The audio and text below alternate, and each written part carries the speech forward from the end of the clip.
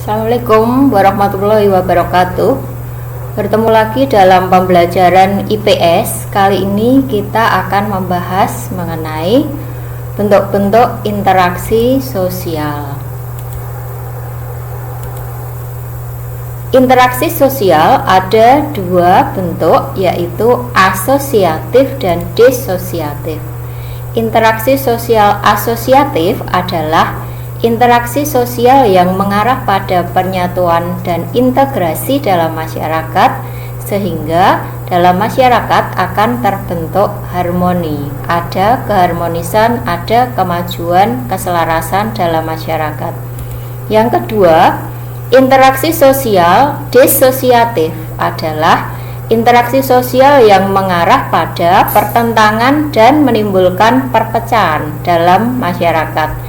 Jadi, dua hal ini bertolak belakang. Yang asosiatif menyatukan anggota masyarakat, yang kedua disosiatif memecah belah atau terjadi perpecahan dalam masyarakat. Secara garis besar, kalau kita lihat bagannya, interaksi sosial terbagi dua, yaitu asosiatif dan disosiatif. Interaksi sosial asosiatif terbagi menjadi kerjasama, akomodasi, asimilasi, dan akulturasi. Saya ulangi, interaksi sosial asosiatif terbagi menjadi kerjasama, akomodasi, asimilasi, dan akulturasi. Interaksi sosial disosiatif ada tiga, yaitu persaingan, kontravensi, dan konflik. Kita bahas satu persatu. Proses sosial asosiatif yang pertama yaitu kerjasama. Kerjasama adalah usaha bersama antar manusia atau kelompok manusia untuk mencapai tujuan. Kerjasama biasa disebut dengan bentuk-bentuk kerukunan, bargaining, kooptasi, koalisi, dan joint venture. Kita lihat yang pertama, apakah kerukunan itu? Kerukunan adalah atau biasa disebut dengan gotong royong, bentuk kerjasama yang dilakukan untuk mencapai kepentingan bersama tanpa pamrih, bergotong royong bersama-sama untuk mencapai kepentingan bersama. Yang kedua, bargaining, proses pencapaian kesepakatan untuk pertukaran barang atau jasa. Hal ini biasa terjadi di tukar menukar barang yang biasanya ada kesepakatan antara penjual dan pembeli di pasar.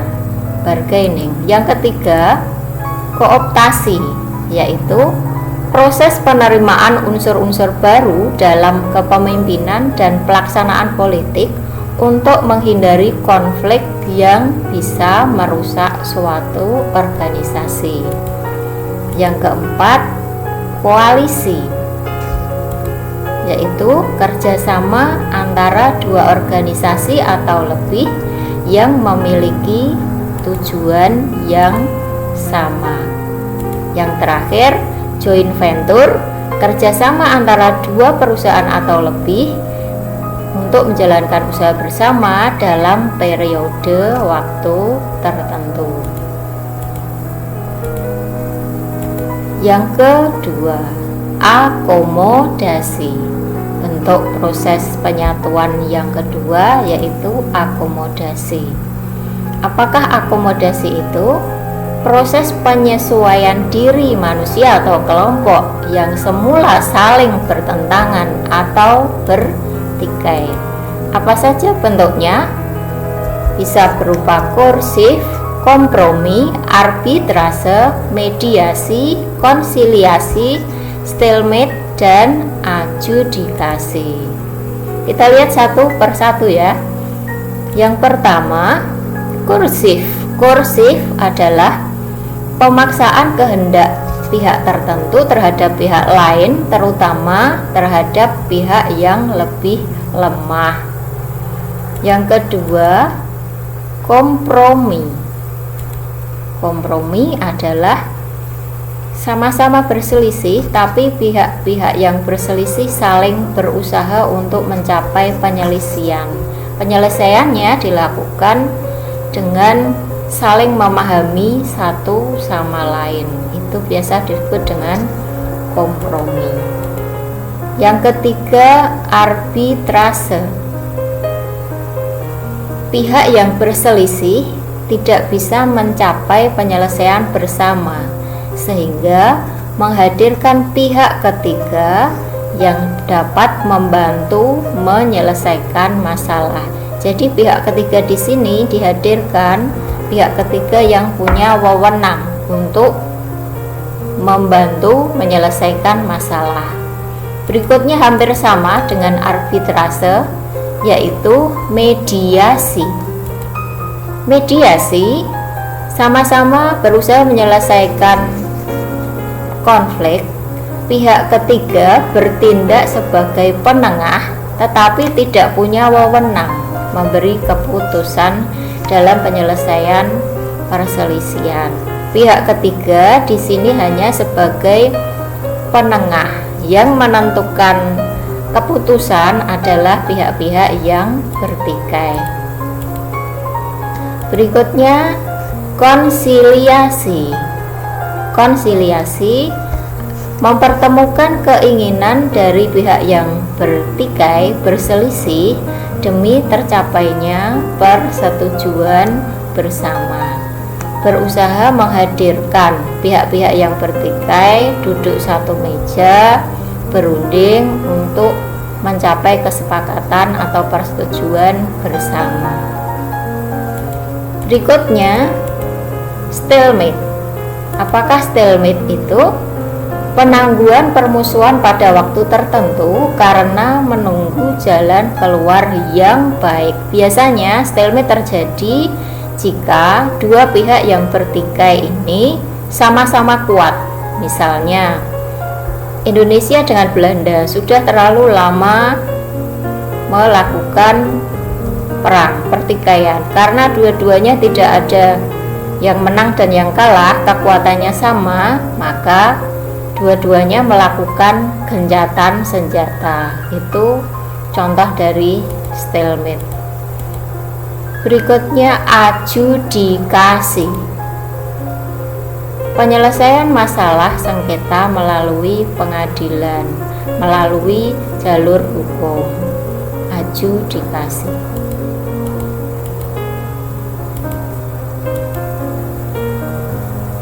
Proses berikutnya, yang ketiga, asimilasi. Apakah asimilasi itu? Pembauran dua budaya atau lebih yang disertai dengan hilangnya ciri khas budaya asli sehingga membentuk budaya baru. Jadi dua budaya bertemu, saling membaur, melebur, membentuk budaya baru.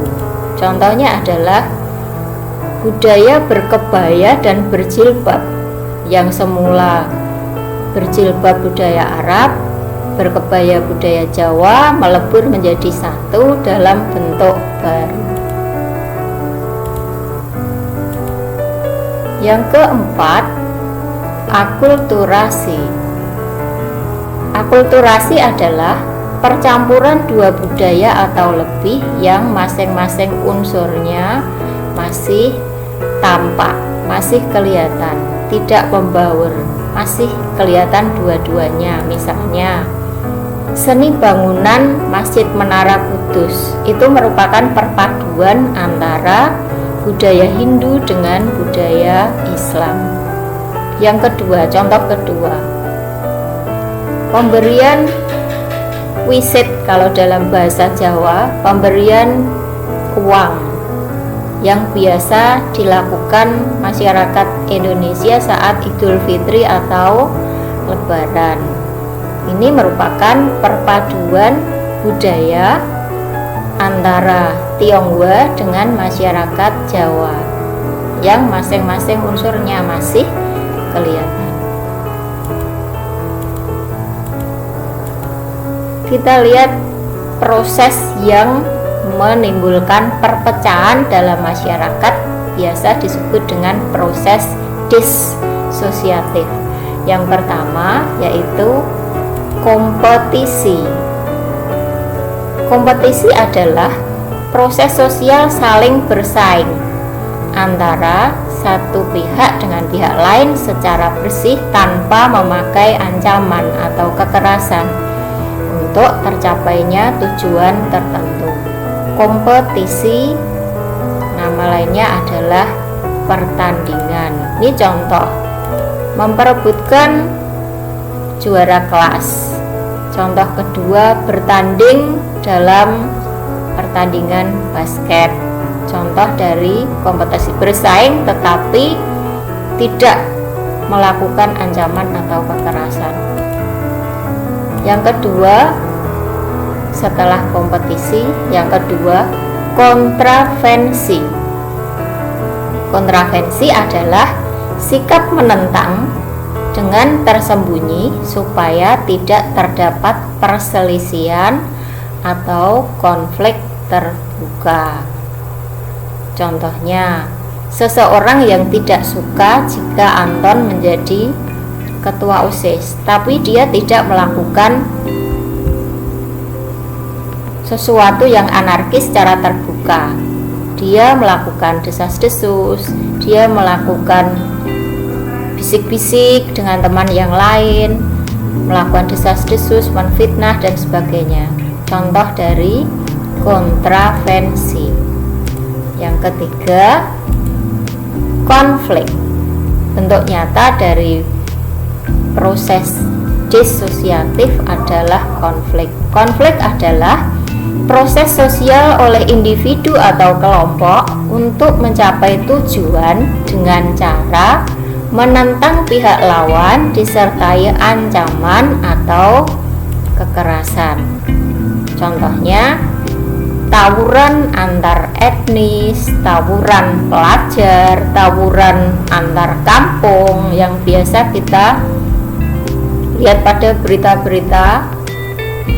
Kemudian perang antar negara, perang terbuka antar negara. Konflik nama lainnya adalah perang, pertikaian. Kita lihat untuk mempermudah 2-3 bagian ini: kompetisi, kontravensi, dan konflik. Kontravensi adalah suatu keadaan di antara kompetisi dan konflik. Kompetisi bersaing secara sehat tanpa ancaman dan kekerasan. Konflik adalah pertikaian dengan disertai ancaman dan kekerasan. Tetapi kontravensi suatu keadaan di antara kompetisi dan konflik. Kontravensi bisa berupa desas-desus, fitnah, dan sebagainya.